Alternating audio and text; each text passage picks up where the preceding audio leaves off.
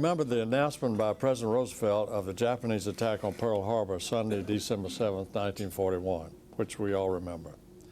This was from the radio at my grandparent Creighton's living room, and all of the lives of those in that living room were changed forever, as it was, I'm sure, in your families. My Uncle Wilbur Creighton was called from the Army Engineering Reserves to lead construction projects in Mobile, Alabama. My other uncle, Bun Dudley, joined the Army Engineers and led the work to provide clean water for the troops on Saipan. Now, my dad, Anderson, began to contemplate his role as a father and leader in the General Shoe Corporation, where the company retooled to make shoes for our soldiers, sailors and airmen. Maxie Jarman, many of you remember him, president of General Shoe, urged Dad not to go because of his guaranteed deferment. Later, Dad found that the pull of enlisting in the war was too strong, and despite the certainty of being deferred by being in an essential industry, and he could stay there in that capacity, he felt called to join the active service. And he told my mother at one time he thought if he didn't join that I would think he was a chicken. So those are the little things that you gather over the years, because he would never have told me that. Now, he was given a commission as a Lieutenant JG in the Supply Corps of the Navy based in San Francisco Federal Office Building. And while the war raged on, I dug foxholes in the backyard on Observatory Drive with James Willie Suggs, and Moore Milam were my buddies. We lobbed mud balls at each other like they were grenades, and we played a war, you know. We also found some wooden rifles that we used to march back and forth on our badminton court to the backyard.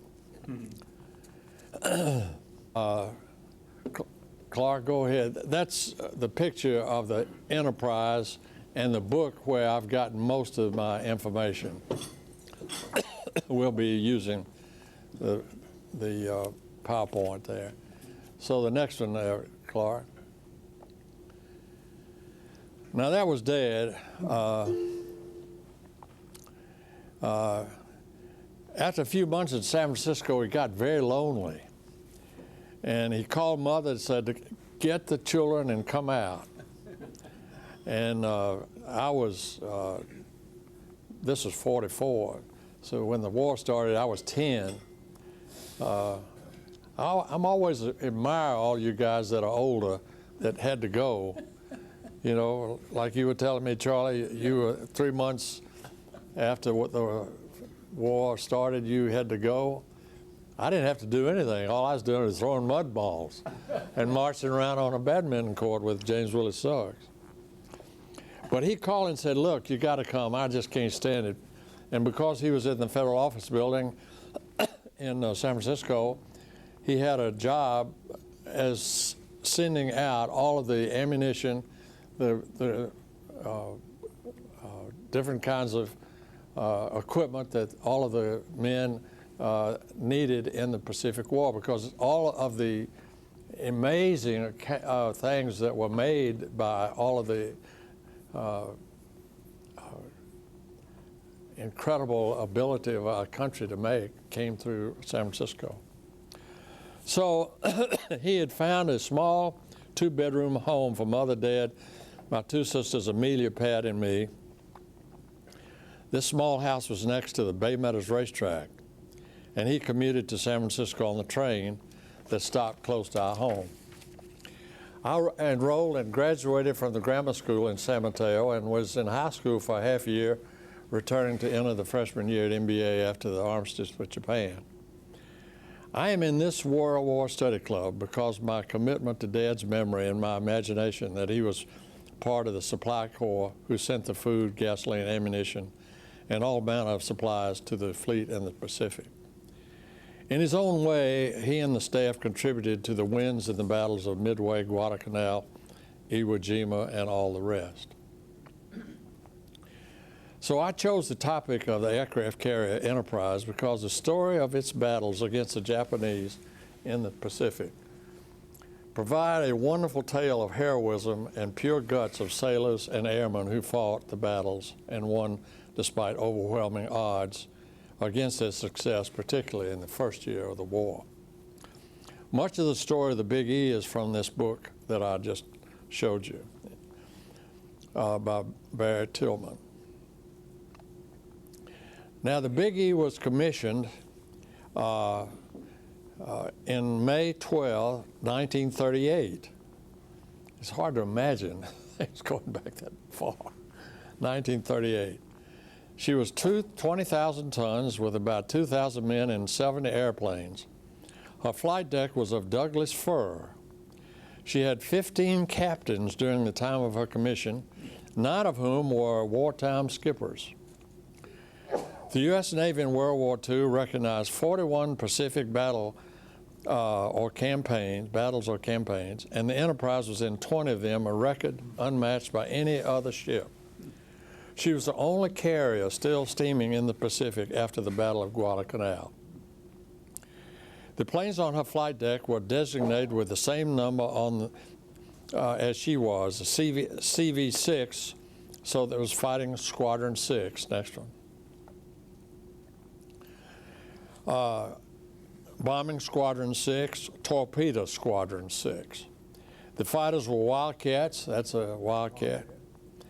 Grumman P-4F, next.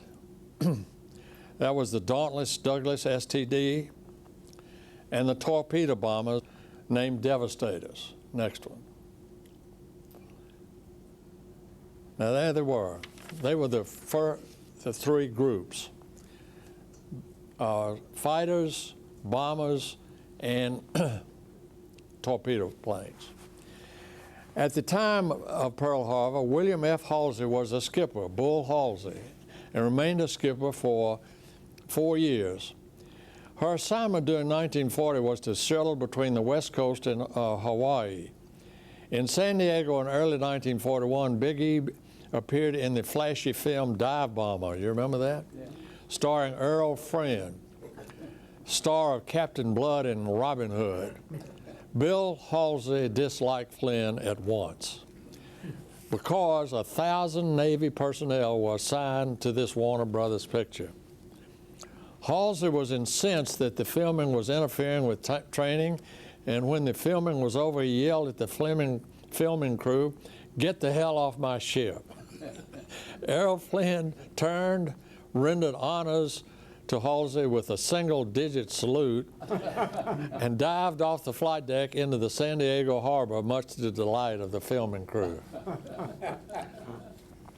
The Big E left Pearl Harbor November 28, 1941, to deliver Marine fighters to Wake Island. Halsey issued a battle order because of the intercepts of the Japanese radio messages. Amid continuing diplomatic tension between Washington and Tokyo, Vice Admiral Halsey took no chances. On November 28, 1941, he issued Battle Order No. 1, placing the task force on wartime footing. He also urged, quote, "When put to the test, all hands keep cool, keep your heads, and fight is in capitals," end of quote. The task force delivered fighters to Wake Island, and on the way back to Pearl Harbor, weather interfered with the return expected on Saturday the 6th. At 225 miles from Pearl Harbor, Halsey launched 18 Dauntlesses as a search for hostile forces. They were supposed to do the survey and then land at Pearl after the search. There were 6 Japanese aircraft carriers that launched the planes that attacked Pearl Harbor. There were 36 men on 18 planes from the Big E who were involved in the attack on Pearl Harbor. 6 were lost in that fateful Sunday, some shot down by trigger-happy anti-aircraft personnel who couldn't distinguish friendlies from the Zeros. And over the next 8 months, 8 more pilots from the Enterprise perished. 1 was captured and 1 was crippled with a 47% casualty rate. Now, the Dauntlesses looked for Admiral Chikuchi's Nagumo's carrier and supporting fleet after Pearl Harbor, but they found nothing. Bill Halsey stood silent for a time, then muttered more to himself than to others, "Before we get through with them, the Japanese language will be spoken in hell." The Big E sorted again on January 11th with orders from the new fleet commander, the Texan Admiral Chester Nimitz. Flight quarters were at 3:45 a.m. with reveille at 3 and a battle breakfast of bacon and eggs with plenty of Java. The decks were packed with planes for a combat mission into the Gilbert Islands. The stories of bombings, torpedo runs at Japanese ships and harbors, dogfights with Zeros and Mitsubishis filled pages of the Tillman book. My imagination ran wild as I read the pages and thought of the men who went out from the Enterprise, fought the Zeros, bombed the ships and installations, and had to find their way back to their home base on the Enterprise. The homing devices and radios must have been primitive compared to those today that we have on aircraft, but they did work, and the majority of men got back in their planes. Those that didn't make it had to ditch in the ocean with injuries, sharks, and Japanese rescue boats that picked them up for torture and certain death. Crewmen who waited for the flight crews knew that those who didn't return were in big trouble. As one pilot said, quote, "In the first year of the war, there was no such thing as an air-sea rescued. Every flight was potentially your last." The carrier Hornet was given a unique opportunity to deliver 16 B-25 bombers in the Doolittle raid on Tokyo in the spring of 1942. The supporting cast included the Big E. So on April 18th, the B-25s were launched against Japan. Now, one cannot tell the story of the Enterprise without telling the story of the men and planes of the most decisive battle of the Pacific War. The battle was Midway. By May 26, 1942, the Big E was ordered back to Pearl for 1 day of refitting with food, ordnance, and fuel.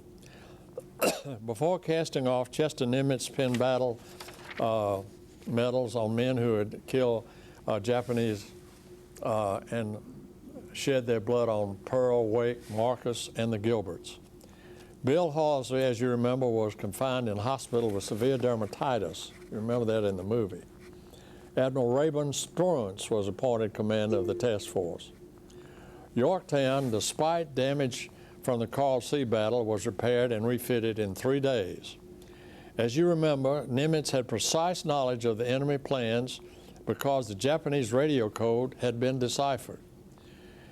Vice Admiral Yamamoto's plans were well known because of this. Admiral Nagumo's carrier strike force with 4 of the December 7th perpetrators would support an attack on Midway.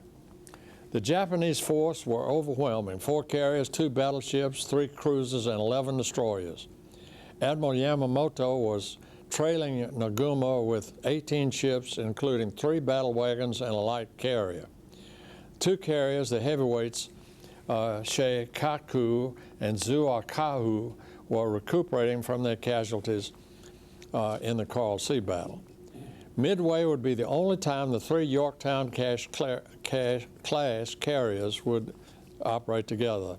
They were the Enterprise, the Hornet, and the Yorktown. The key was surprise. Nagumo would strike Midway on June 4th. All of the American forces would rendezvous at Point Luck and wait.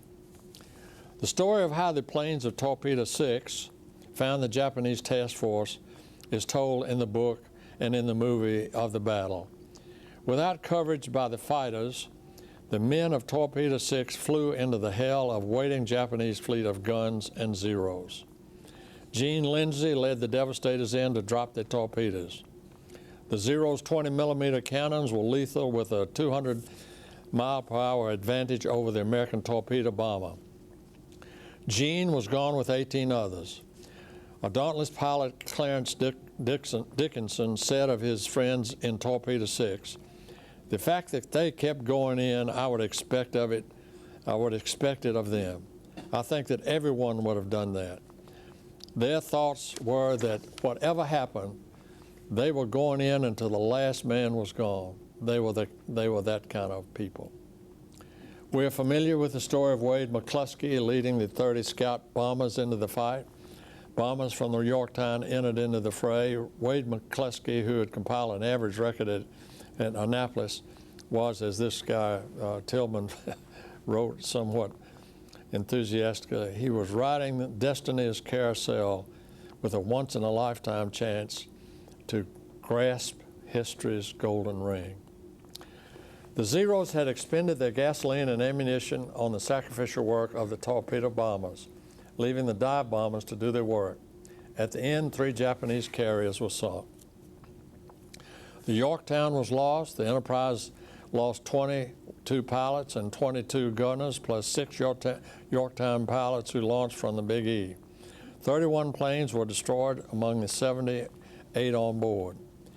Well into the 21st century, Midway represents the pinnacle of achievement for the U.S. Navy. The Enterprise participated in more actions of the war against Japan than any other ship. In addition to the Battle of Midway, these actions included the Battle of the Eastern Solomons, the Battle of Santa Cruz Islands, Guadalcanal Campaign, the Battle of the Philippine Sea, and the Battle of Leyte Gulf. Let us move now to near the end of the Big E's major battles. The battles were close to the main island of Japan. Task Force 38 was deployed in October 1944. Halsey took everything he had, 17 fast carriers, 6 battleships, 14 cruisers, and nearly 60 destroyers. The target was Okinawa, 350 miles south of Japan, and Charlie was in that group.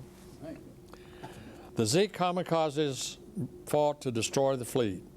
These Japanese aviators reminded me of the banzai charges of the Japanese soldiers that we knew about in the islands like Guadalcanal. And those of us, young people like us at those days, we used to go to every war movie there was, and you remember those banzai charges on Guadalcanal and all that.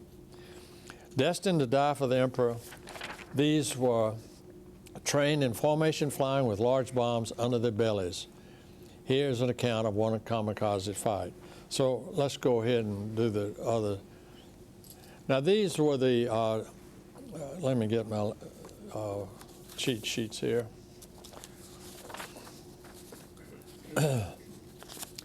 These were the Dauntlesses that were arranged,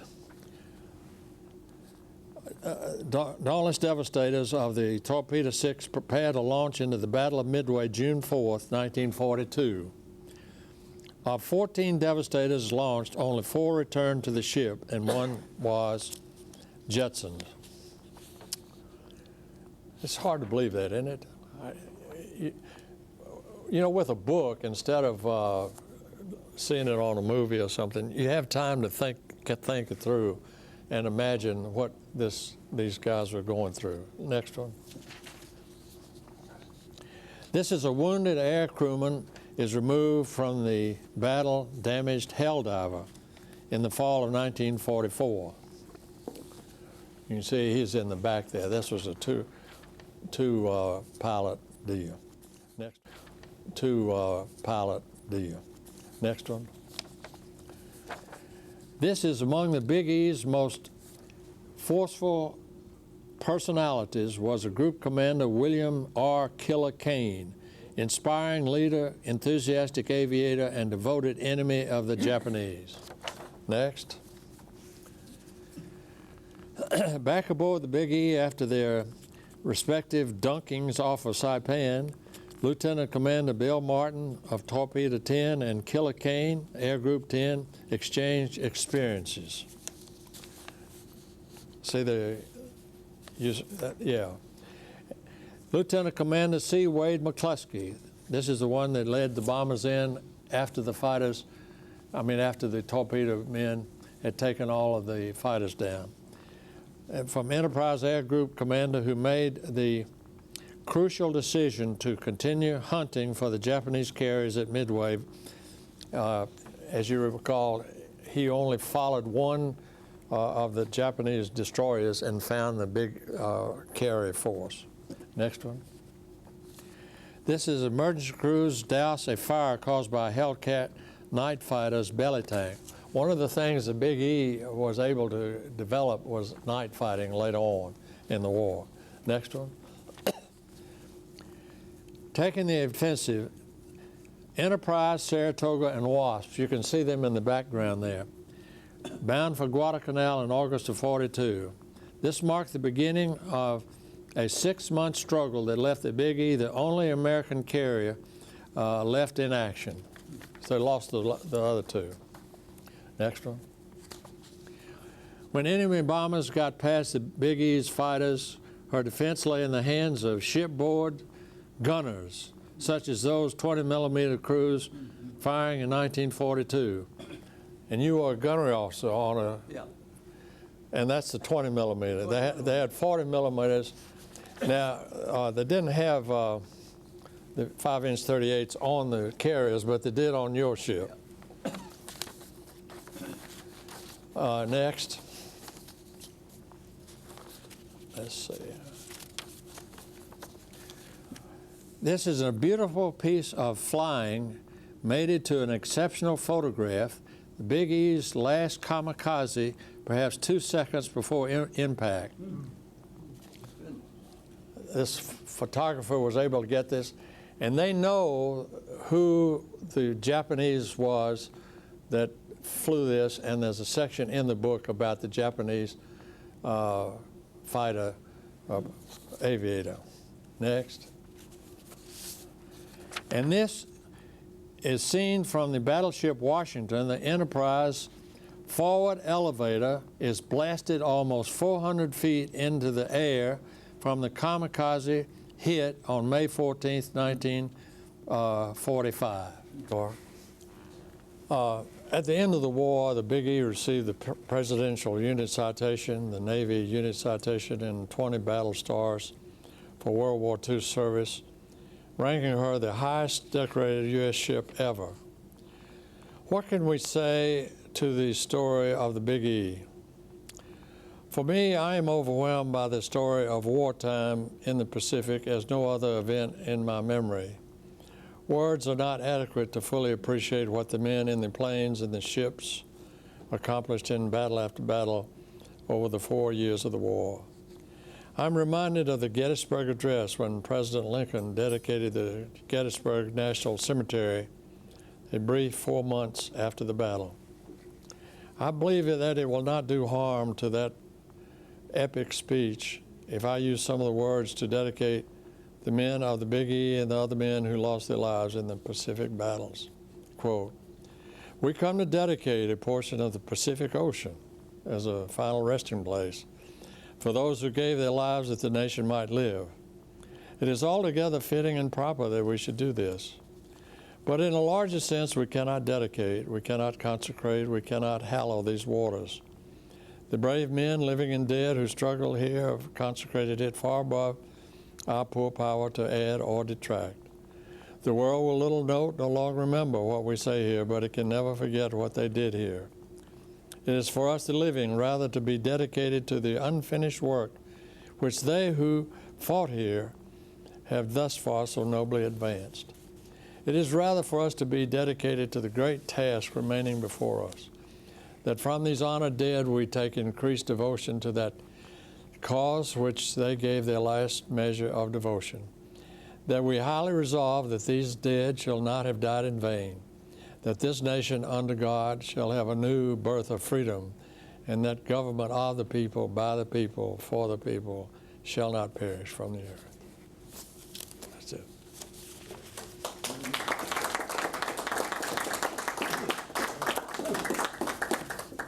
Is she still commissioned at this point? She became the first, or one of the first, nuclear-powered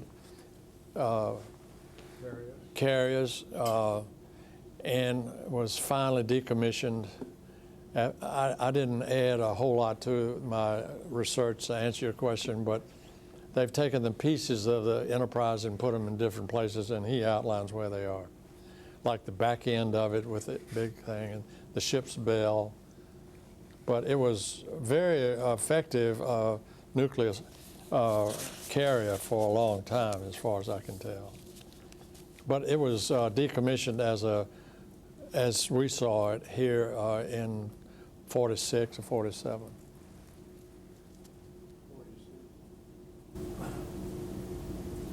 The Navy wanted to have the Japanese surrender ceremony in Tokyo Bay on the Big E, but Bess Truman wanted the Missouri. I'm not surprised. So everybody else on the battleship Missouri. Yeah, right. I saw that, and I rode over and seen the Big E. Well, it was able to withstand all these kamikaze blasts. These guys had a 1,000-pound bomb strapped to the bottom of their planes, you know. So when they were hit by 6 or 8 of these things and blew that elevator that in the sky, you know it was something. And that cruiser that withstood those 26 shots at them, just as a testimonial to the manufacture of gear that our country can do. But still and again, we lost the Yorktown, the Hornet, the Lexington, all of them, and then the Big E was able, particularly at the Battle of Guadalcanal, is to be the only one left. But that was the first part of the war. That's why I said at my first part of the presentation that some of this was pretty close. If we hadn't done Midway and gotten rid of all of those carrier-based planes, no telling what would have happened. Because that evened the playing field.